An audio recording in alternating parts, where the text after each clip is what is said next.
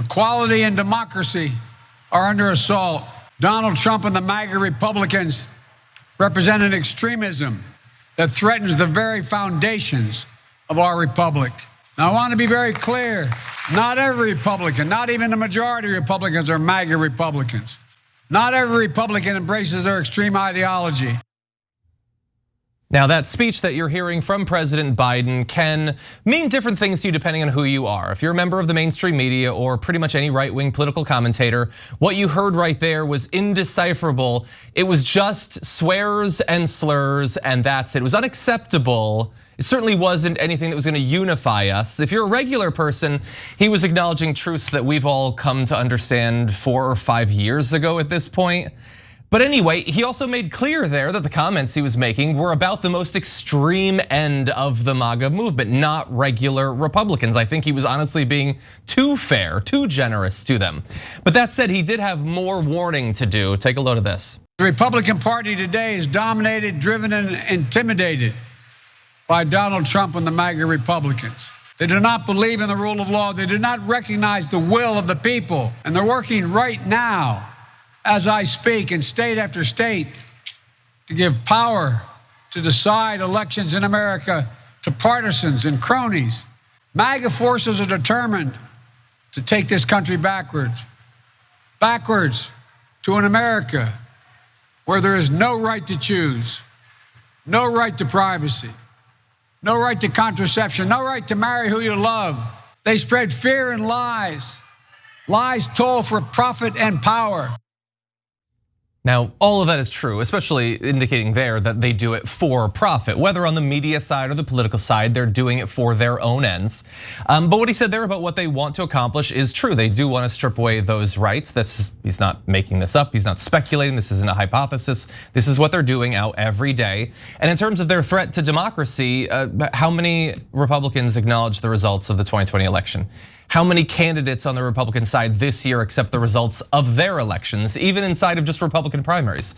How many candidates for secretaries of state or county elections boards officers are not being positioned there simply so that they can give Donald Trump a better chance of overturning the results of the next election? All of this is abundantly clear. It's important that people understand it. But the media is going to be just so freaked out by the fact that a president would say it that I wonder how much of the honest meaning there is actually going to be absorbed by most people. But what do you think? Yeah, so first of all, it's really amazing that there are 3 versions of this speech. So one version of the speech is right-wing media and corporate media.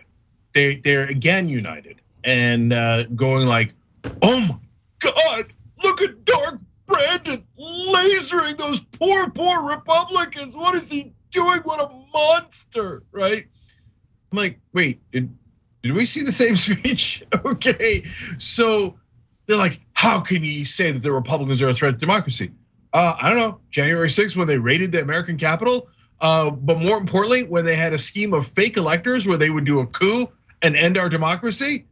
Maybe that was a dead giveaway that they were trying to end democracy. But why are they doing that? Okay, right-wing media you get, and we'll talk more about them because they're hilarious. Their overreaction is just the funniest thing in the world later in the show, okay? But mainstream media, mainly CNN, oh, they're in a cold sweat panic. John Harwood just got fired, okay? And his last segment on CNN was, yeah, Republicans are a threat to democracy. And they're like, get him off there, get him off there. CNN has a new Republican owner. He's taking this personally. So I've now seen half a dozen segments on CNN. Biden is being way too mean and offensive. Can you believe what Biden is saying? Calling them semi-fascist. I can't believe it. Oh. Please don't fire me. Please, new Republican owner, please don't fire me.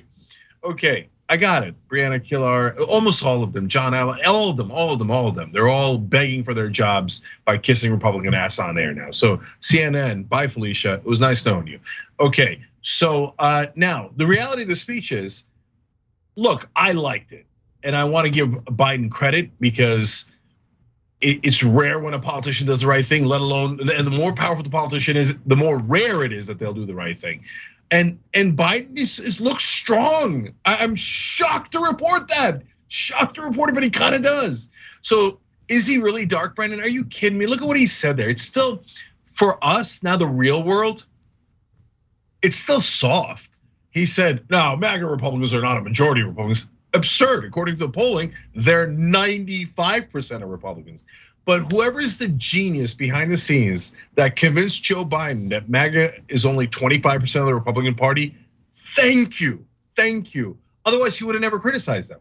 Because he loves Republicans so much. Even in that speech, he's like, no, the majority of Republicans are awesome. I love those Republicans. The majority of Republicans, yeah. And even that was, by the way, too partisan and harsh for CNN, right? No, the reality is, no, MAGA's the entire Republican Party. So he should be making this speech about the entirety of the party, but I'll take it. So it's not really dark Brandon, and we joke around about that. It's more like off-white Brandon. Just a little darker than what we normally get. Yeah, I love the dark Brandon rhetoric. I am deep in the memes on Twitter, but I want to zoom out for a second. If we look at the progress we made following the civil rights movement in the 60s, we really saw a growth in civil rights being observed and reflected in law in the United States. And for many white supremacists, this felt like oppression. Them losing their privilege or the prospect of equality was something that they really hated. And a lot of them took to right-wing extremism, fell into the demagoguery of Trump, and they still follow him today. And in a similar vein, I would say, they have been privileged to have Biden be so weak, to not have him calling it what it is when it's fascism, when it's a threat to democracy, when the Dems have been so weak. Now that they are finally just telling basic truths about what is going on in our country, which Biden did multiple times in this speech, which is something that we've all been asking him to do on the Young Turks for quite some time. We have to call that a win.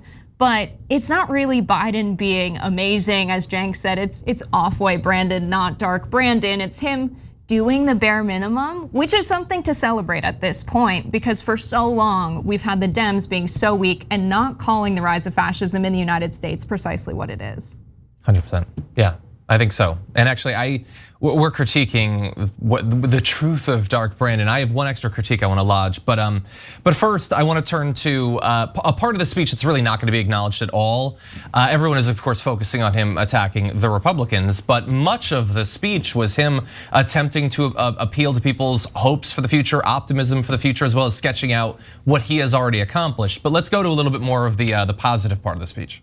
America's often made the greatest progress coming out of some of our darkest moments, like you're hearing that bullhorn. I believe we can and must do that again. We're going to create millions of new jobs in a clean energy economy. We're going to think big. We're going to make the 21st century another American century, because the world needs us to. That's where we need to focus our energy.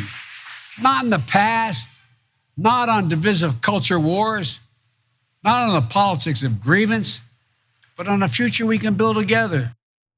Okay, so that part of the speech was about unity, and it's a part that every single Republican in the country is going to pretend that they couldn't hear it. They could not process that as speech for some reason. But honestly, what I would like to see is a melding of the two parts. So you have the part where he's going hard at the Republicans as a threat to democracy, a group that wants to strip away these rights, and then you have him saying, no, we can have a better future. Well, what if to get to that better future, we need to actually do more, not just in criticizing the Republicans, but doing something about it. If they're trying to make it so that people can't vote or strip away their reproductive rights or make it so they can't marry who they want, then you as an avatar of political power in the executive branch of the government need to do something about that. And the Democrats need to back you up. And if the Democrats aren't going to do that, as they very often during your first term haven't been willing to do, then now is a time to use those laser eyes, not in the way that is easy, tough for Biden, but easy once they're deployed, which is to go after Trump. That's relatively easy to do. Turn the laser eyes at those in your own party who are obstructing it. If you want to accomplish these things and you need to get past the filibuster or at least carve out areas, then turn it on them. He's not naming those names. Dark Brandon is like full of power and all that, but not enough to actually go after Kyrsten Sinema and Joe Manchin. That's what we need. He's strong in comparison to Biden of 3 months ago, but he's still not actually combative against the people who are doing the most single-handed work to hamstring his agenda going forward. Yeah, John, last couple of quick points here. First, On your point, I mean, look, let's keep it real. Factually speaking, he's done about 15% of his agenda, which I give him credit. That's probably about 3 times what Obama did.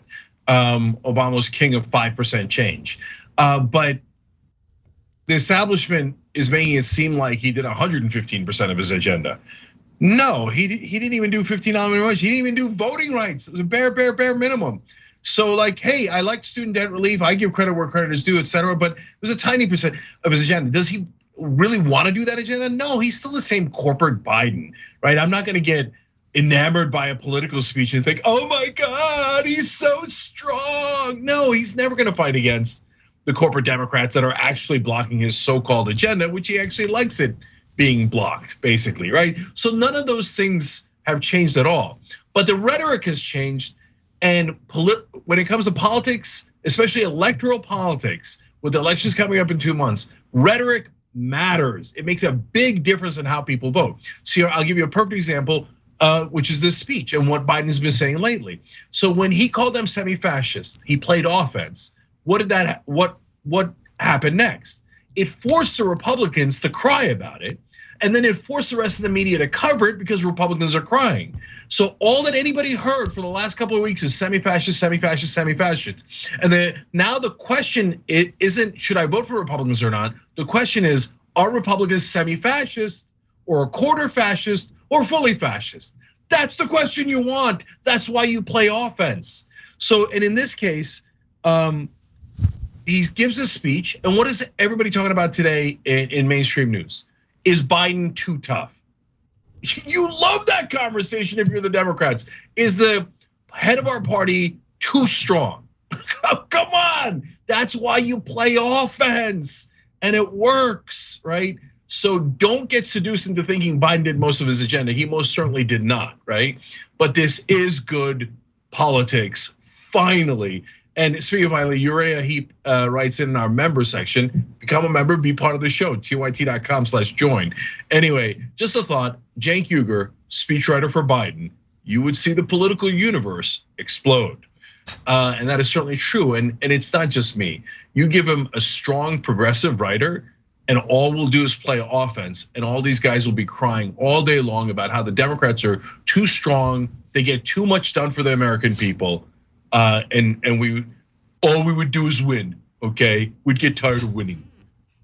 Yeah, rhetoric is good. Actually executing on the agenda that you ran on is even better. And I saw a really funny post online that was like, I Bidened all throughout college where I didn't really do much, but then I crushed the midterm. And I would love to see Biden crush the midterm and continue to pass things that he ran on. And he spent a lot of this speech talking about threats to our democracy, voting rights, how people are being put in positions of power in Republican states to potentially overturn elections.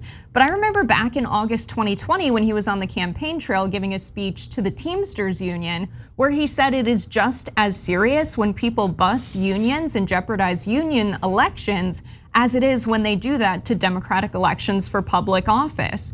And Labor Day is Monday. Now would be a really good time to send a strong message to all of the people union busting across the country. Thanks for watching the Young Turks, really appreciate it. Another way to show support is through YouTube memberships. You'll get to interact with us more. There's live chat emojis, badges. You've got emojis of me, Anna, John, JR. So those are super fun. But you also get playback of our exclusive member-only shows and specials right after they air. So all of that, all you gotta do is click that join button right underneath the video. Thank you.